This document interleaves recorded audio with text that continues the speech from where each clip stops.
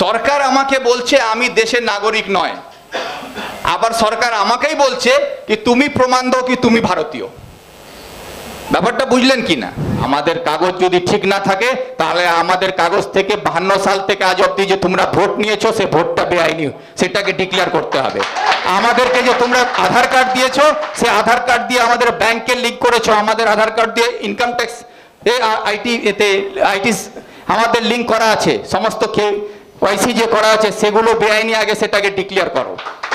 আমাদের সমস্ত নথি বেআইনি আছে সেটা সরকার আগে ডিক্লেয়ার করে বলুক কি হ্যাঁ সমস্ত ভারতীয় নাগরিকের যে নথিপত্র 52 সাল থেকে আজ অব্দি আছে দেশ স্বাধীন হওয়ার পর থেকে সেগুলো বেআইনি আছে, এটা ডিক্লেয়ার করুক। তাতে প্রধানমন্ত্রীরও সমস্ত জিনিস বেআইনি হবে, অমিত শাহরও বেআইনি হবে, মুখ্যমন্ত্রীরও বেআইনি হবে, আপনারও হবে, আমারও হবে, তারপরে নতুন করে হবে।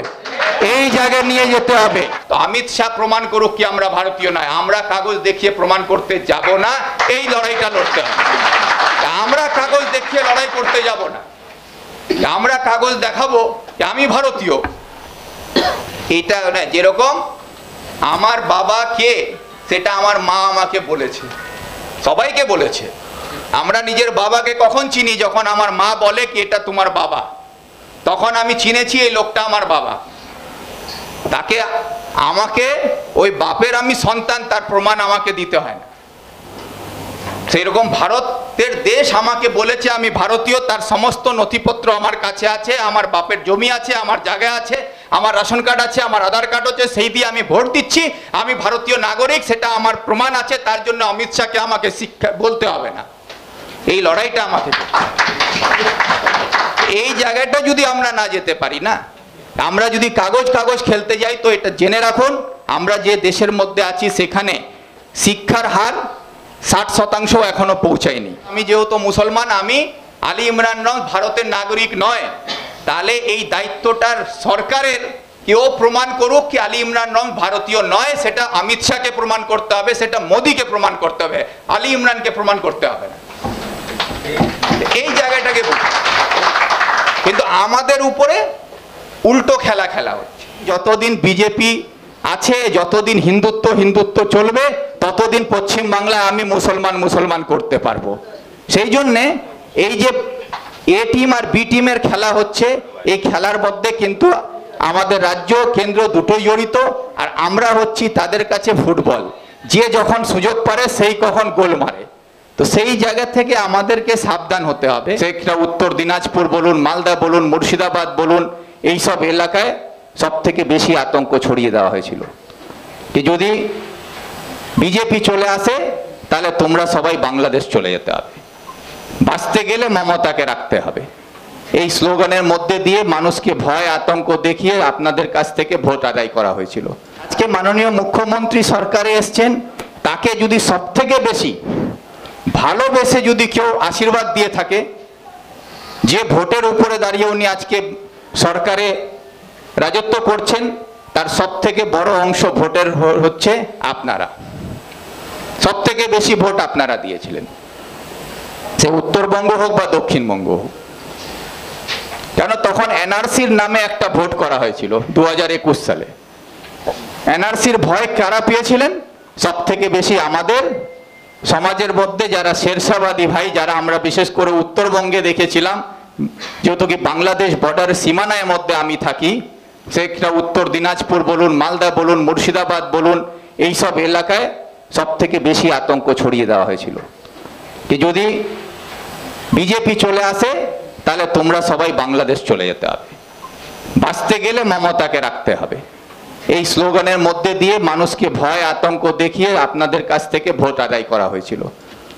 আজকে এনআরসির ওই লড়াই, যখন এই এনআরসি হচ্ছিল তখন আমরা জয়েন্ট ফোরামের মাধ্যমে একটা কমিটি করে, তখন আমার সঙ্গে কৃতিন কাকু ছিল, মানিক কাকু ছিল, আমরা সবাই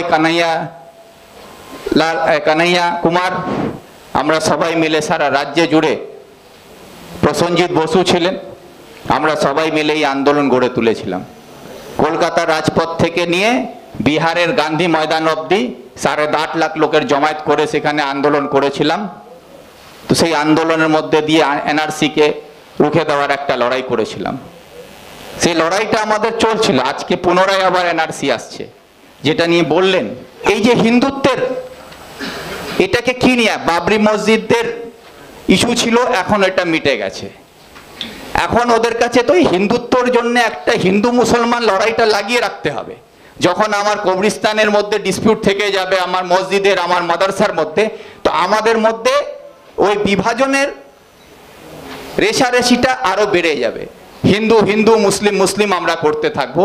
এইটাকে যতদিন ওরা জিয়ে রাখবে ততদিন তারা রাজত্ব করবে। সেই জন্যে এই সব পরিকল্পনা নেওয়া হচ্ছে। আর এই পরিকল্পনার মধ্যে শুধু দেশের সরকার নয়, আমাদের রাজ্যের সরকার যে সমানভাবে জড়িত। উনিও ভালো করে জানেন, যতদিন বিজেপি আছে, যতদিন হিন্দুত্ব হিন্দুত্ব চলবে, ততদিন পশ্চিমবাংলায় আমি মুসলমান মুসলমান করতে পারবো। সেই জন্যে এই যে এ টিম আর বি টিমের খেলা হচ্ছে, এই খেলার মধ্যে কিন্তু আমাদের রাজ্য কেন্দ্র দুটোই জড়িত। আর আমরা হচ্ছি তাদের কাছে ফুটবল, যে যখন সুযোগ পারে সেই কখন গোল মারে। তো সেই জায়গা থেকে আমাদেরকে সাবধান হতে হবে। এবং আমাদের নিজেদের মধ্যে আমি এটা বলতে চাই কি, আমরা সবাই এখানে যারা সংবিধান প্রেমী মানুষ আছি, যারা গণতন্ত্র প্রেমী আছি, যারা নিরপেক্ষতাকে বিশ্বাস করি, তাহলে আমাদের সকলকে এক হয় এই যে আমাদের যুব ফেডারেশনের যে উদ্দেশ্য, যারা কাজ করতে চাইছেন, আপনাদেরকে আমি এটাই বলবো কি আগামী দিনে আমাদের উপরে যে সংকটগুলো আসছে, সেই সংকটের মধ্যে এনআরসির একটা সংকট আসছে, যেখানে আমি আইনের ছাত্র বলে এই কথাটা আপনাদেরকে বলে আমি শেষ করব কি, যেটাকে আমি আইনের দিক থেকে আমরা দেখি কি, যদি কোনো অভিযোগ আসে আমার উপরে, যদি কোনো অভিযোগ আসে কি, আমার উপরে যদি আপনি অভিযোগ করেন কি ভিক্টর চুরি করেছে, তো ভিক্টর যে চোর এটা প্রমাণ করার দায়িত্ব কিন্তু আপনার। কারণ আপনি আমাকে চোর বলছেন, তো আইনের কাছে আপনাকে প্রমাণ করতে হবে কি ভিক্টর চোর আছে, যেটাকে আমরা বলি বার্ডেন অফ প্রুফ। তো ওটা আপনাকে করতে হবে। কিন্তু এখানে উল্টো হচ্ছে, সরকার আমাকে বলছে আমি দেশের নাগরিক নয়, আবার সরকার আমাকেই বলছে কি তুমি প্রমাণ দাও কি তুমি ভারতীয়। ব্যাপারটা বুঝলেন কি না? মানে বার্ডেন অফ প্রুফটা হচ্ছে সবসময় যে অভিযোগ করবে, অভিযোগকারীর উপরে হচ্ছে বার্ডেন অফ প্রুফ, কি ওকে প্রমাণ করতে হবে কি আমি চোর। কিন্তু আমাকে চোর বলছেন আপনি, কিন্তু আবার আমাকেই বলা হচ্ছে কি তুমি প্রমাণ দাও তুমি চোর নয়। এই খেলাটা খেলা হচ্ছে, যেটা আইনের বিরুদ্ধে, আমাদের সংবিধানের বিরুদ্ধে। সরকার যদি মনে করে কি ভিক্টর বা আমার নাম আলী ইমরান নাম, আমি যেহেতু মুসলমান, আমি আলী ইমরান নাম ভারতের নাগরিক নয়, তাহলে এই দায়িত্বটার সরকারের, কেউ প্রমাণ করুক কি আলী ইমরান নাম ভারতীয় নয়, সেটা অমিত শাহকে প্রমাণ করতে হবে, সেটা মোদীকে প্রমাণ করতে হবে, আলী ইমরানকে প্রমাণ করতে হবে না। এই জায়গাটাকে কিন্তু আমাদের উপরে উল্টো খেলা খেলা হচ্ছে। আমরাই কাগজ তৈরি করতে যাচ্ছি, আমরাই কাগজ নিয়ে ছুটছি, আমরাই প্রমাণ করতে যাচ্ছি আমার দাদু ভারতীয় ছিল, আমার দাদুর দাদু ভারতীয় ছিল, আমার দাদুর নামে জমির কাগজ কোথায়, আমার মায়ের বিয়ে হয়েছিল, তার মায়ের বাড়ি থেকে তার বাপের কাগজ নিয়ে আসতে হচ্ছে, তার দাদুর কাগজ নিয়ে আসতে হচ্ছে, সেইগুলো প্রমাণ দিয়ে আমি এখন নিজেকে ভারতীয় প্রমাণ করতে যাচ্ছি। কিন্তু এটা আমার দায়িত্বে নয়, এটা ভারতের আইন বলে না। সেখানে আইন বলছে যদি আপনি সন্দেহ করছেন আমি চোর, তা আপনি প্রমাণ করবেন আমি চোর। সেখানে অমিত শাহ যদি মনে হয় আমরা ভারতীয় নয়, তো অমিত শাহ প্রমাণ করুক কি আমরা ভারতীয় নয়, আমরা কাগজ দেখিয়ে প্রমাণ করতে যাব না। এই লড়াইটা লড়তে হবে। আমরা কাগজ দেখিয়ে লড়াই করতে যাব না, আমরা কাগজ দেখাবো যে আমি ভারতীয়। এটা যেরকম আমার বাবা কে সেটা আমার মা আমাকে বলেছে, সবাইকে বলেছে।